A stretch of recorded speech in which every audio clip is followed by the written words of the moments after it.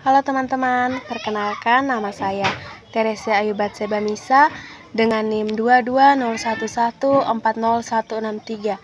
Di sini saya adalah mahasiswa aktif Universitas Nusa Cendana dengan prodi PGSD.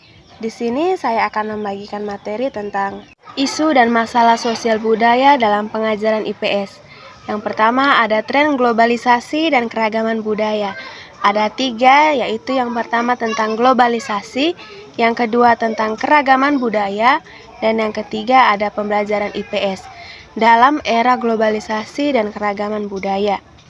Kemudian ada pun masalah-masalah lingkungan dan pendidikan lingkungan dalam pembelajaran IPS SD.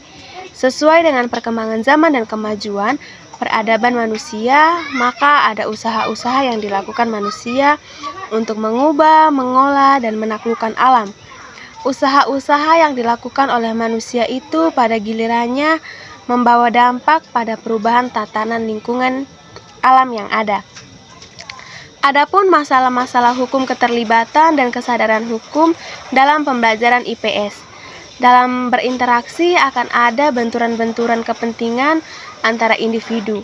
Apabila dibiarkan akan menimbulkan suasana dan tidak aman dan tertib. Oleh karena itu perlu adanya aturan-aturan baik tertulis maupun tidak tertulis yang bersifat mengikat dan memaksa agar individu atau anggota masyarakat dapat menaatinya. Kumpulan aturan tersebut kemudian disebut dengan istilah hukum. Kemudian ada masalah-masalah kesadaran hukum dan pendidikan kesadaran hukum warga negara dalam pembelajaran IPS. Yang pertama adalah masalah-masalah kesadaran hukum, dan yang kedua ada keterkaitan pendidikan IPS dengan masalah-masalah kesadaran hukum dan pendidikan kesadaran hukum negara. Kemudian ada pluralisme, budaya dan keanekaragaman etnis dalam pendidikan IPS SD. Pelajaran IPS akan sangat menarik jika para siswa didorong mengenali berbagai perbedaan yang ada di antara mereka, tetapi tanpa melupakan kesamaan dan kebersamaan sebagai anggota kelas tersebut.